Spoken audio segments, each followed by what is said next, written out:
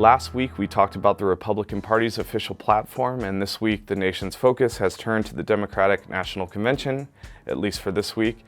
And there are two documents that set forth the Democratic Party's policy agenda for both infrastructure and other planning-related subjects.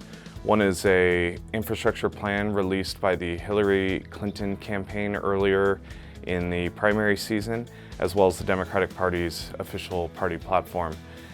The two documents agree on the need for expanded infrastructure spending at the federal level on things like bridges and roads, as well as public transit. The party platform also talks a lot about investing in distressed communities around the country. In transit, there's good news and bad news this week. For the good news, in Denver, the RTD opened the new B line between downtown Denver and Westminster.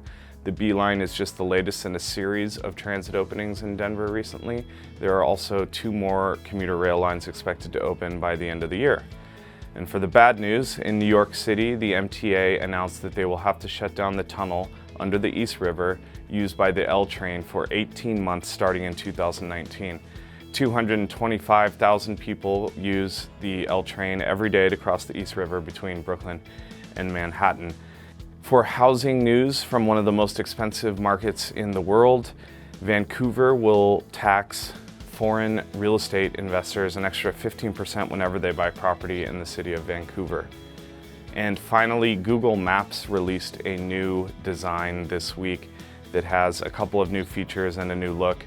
And probably the most noticeable thing is a new areas of interest overlay. The shaded area in the middle of a lot of these maps shows where there's a high concentration of restaurants and other entertainment options. Obviously a big deal for all of us map fans out there. That's it for this week. I'll talk to you next week.